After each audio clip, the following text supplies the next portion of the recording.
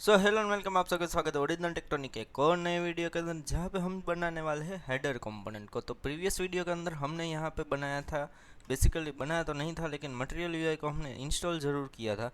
तो यहाँ पे हमने हमारे प्रोजेक्ट के अंदर अगर हम पैकेट.जेसन के अंदर जाएंगे तो यहाँ पे हमें मटेरियल यूआई दिखेगा। तो हमने मटेरियल यूआई को इंस्टॉल किया था। तो अभी हम क्या करने वाले हैं कि हम मटेरियल यूआई की वेबसाइट के ऊपर जाएंगे और वहाँ पे हम क्या देखने वाले हैं कि हम यहाँ पे कंपोनेंट्स के अंदर जाएंगे और कंपोनेंट्स के अंदर हम देखेंगे कि किस तरीके से हम यहाँ पे हेडर कंपोनेंट को, बेसिक एक हेडर कंपोनेंट जो होगा उसको हम इम्प्लीमेंट करने का ट्राई करेंगे।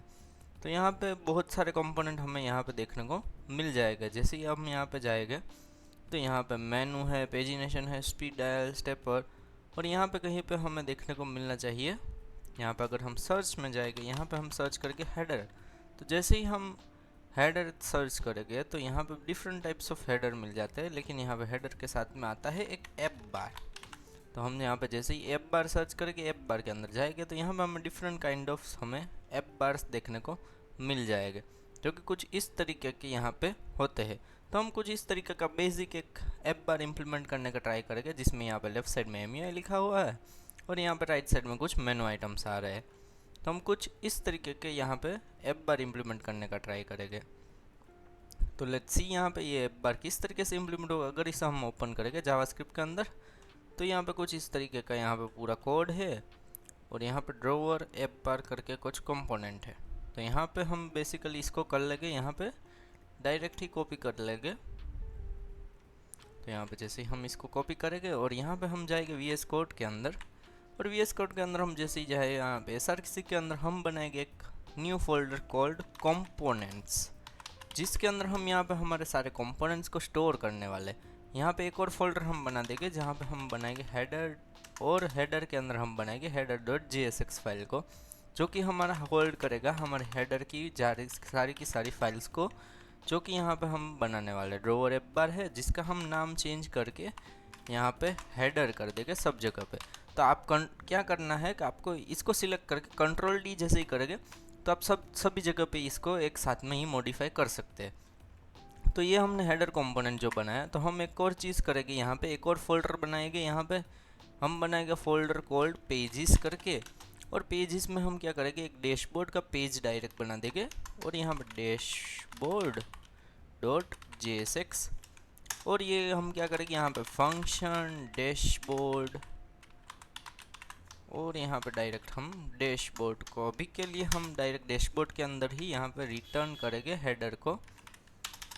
फिर हम बनाएंगे नेक्स्ट वीडियोस के अंदर कि लेआउट हम कैसे इम्प्लीमेंट कर सकते हैं।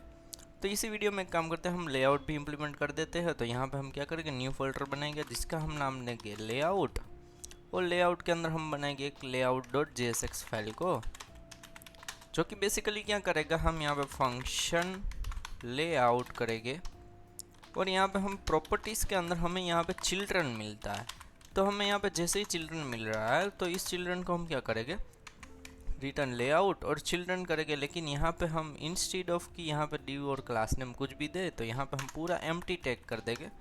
और जैसे ही यहाँ पे हमने एम्प्टी टैग कर दिया, यहाँ से भी हम डिव निकाल देते हैं, और यहाँ पे सिर्फ चिल्ड्रन के पहले हम यहाँ पे हेडर को ऐड कर देंगे। और यहाँ पे हमने हेडर को कुछ इस तरीके से ऐड कर दिया है, और यहाँ पे एक्सपोर्ट डिफ़ॉल्ट लेआउट कर देंगे। तो कुछ इस तरीके से हमने लेआउट बना दिया है।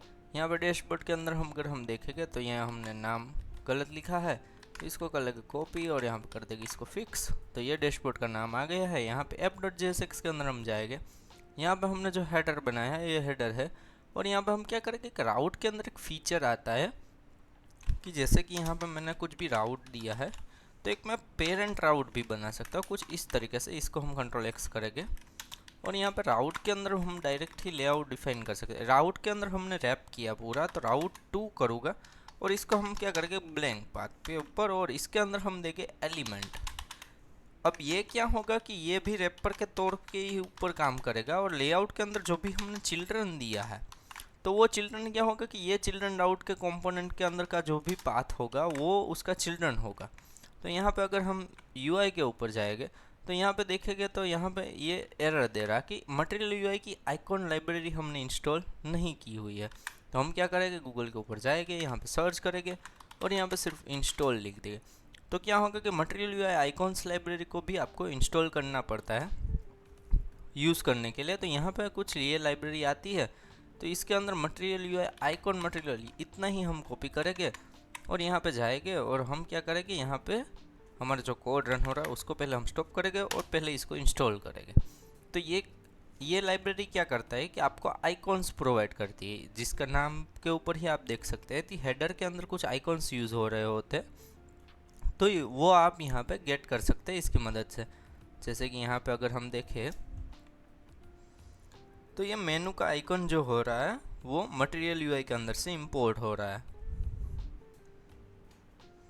कई बार ये इंस्टॉल होने में मटेरियल यूआई की लाइब्रेरी बहुत हेवी होती है, तो कई बार ये इंस्टॉल होने में टाइम लेती है। जैसे कि अगर हम यहाँ पे मटेरियल यूआई की लाइब्रेरी में देखें तो डिफरेंट टाइप्स के हमारे यहाँ पे आइकॉन्स भी मिल जाते हैं, जैसे राउंडेड, शार्प, आउटलाइन, फील्ड। तो क्या होता है कि एक ही लाइब्रेरी के अंदर ज़्यादातर आपको चीज़ें मिल जाती है, लेकिन उसके अंदर भी पैकेजेस होते हैं, तो वो डिफरेंट पैकेजेस आपको इंस्टॉल करने पड़ सकते हैं। जैसे कि यहाँ में आइकॉन मटेरियल है, तो अगर हम यहाँ पे एक और चीज़ देख सकते हैं कि इसका वेट कितना है, वो हम npm के ऊपर जाके देख सकते हैं कि जैसे कि यहाँ पे इसकी अनपैक साइज 19.3 MB है, यानी कि बहुत ही हैवी लाइब्रेरी है। ये जो भी आइकॉन्स मटेरियल की लाइब्रेरी है वो SVG फाइल्स और इमेज फाइल्स यूज़ करता है, इसलिए ये बहुत ही हैवी लाइब्रेरी है। ज़्यादातर लोग ये इतनी हैवी फाइल्स को इंस्टॉल नहीं करते, लेकिन फिर भी यहाँ पे आप वीकली डाउनलोड्स देख सकते हैं कि वीकली डाउनलोड्स कितने हुए हैं। अराउंड 48,21,679 अभी के हिसाब से है। तो ये कुछ इतने सारे डाउनलोड्स होते रहते हैं। तो यहाँ पे ये इंस्टॉल हो गया है और यहाँ पे जैसे हम npm रन dev करेंगे तो यहाँ पे ये हो गया है सक्सेसफुली इंस्टॉल। तो यहाँ पे क्या होता है कि ये हेडर हमारा डिफाइन हो चुका है। तो अभी हम क्या करेंगे कि यहाँ पे जो भी यहाँ पे MUI और ये सब डिफाइन हुआ है, पहले तो हम क्या करेंगे कि यहाँ पे CSS के अंदर जितना भी कोड लिखा हुआ है उस स्कोप को निकाल देंगे, जिसकी वजह से ये थोड़ा बहुत प्रॉब्लम दे रहा था। तो यहाँ पे अभी हम क्या करेंगे, ये जो बॉक्स कंपोनेंट है इसकी हमें कुछ नीड नहीं है, इसको हम निकाल देंगे। तो यहाँ पे सिर्फ हेडर और फूटर हमें देखने को मिल रहा है। तो ये हेडर और फूटर कहाँ से आ रहा है वो हम देखेंगे कि डैशबोर्ड पेज यहाँ पे हमने किया है। तो यहाँ पे वैसे तो डैशबोर्ड पेज जो है तो ओके, तो यहाँ पे हम क्या करेंगे कि डैश होम के ऊपर यहाँ पे डैशबोर्ड को इंपोर्ट कर लेंगे कुछ इस तरीके से।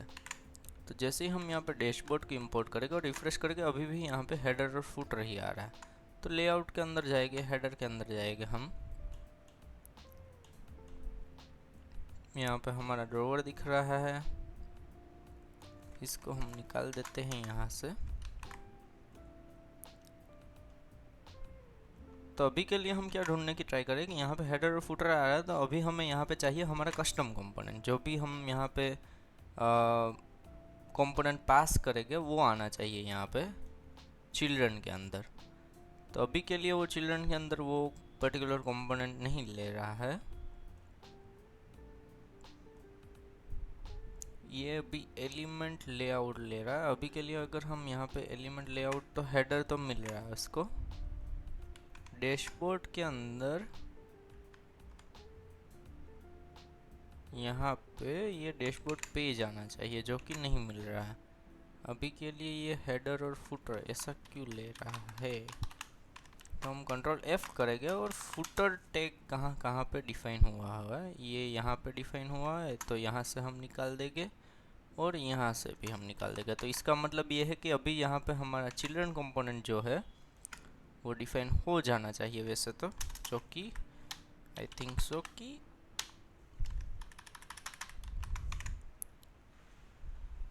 ओके अभी वो चिल्ड्रन कंपोनेंट यहाँ पे नहीं मिला है हेडर के अंदर। तो वो क्यों नहीं मिला है वो हम फिगर आउट करते हैं कि यहाँ पे अगर हम console.log करेंगे और चिल्ड्रन करेंगे, तो यहाँ पे किस तरीके से यहाँ पे इंस्पेक्ट के अंदर आप देख सकते हैं कि अभी अनडिफाइंड मिल रहा है, यानी कि यहाँ पे चिल्ड्रन कंपोनेंट इसको मिल ही नहीं रहा। तो हमने कुछ यहाँ पे गड़बड़ की है app.jsx के अंदर लेआउट को यूज़ करते हुए। तो 2/ है, तो यहाँ पे अगर हम इसको निकाल दें तो अभी भी इसको नहीं मिल रहा है।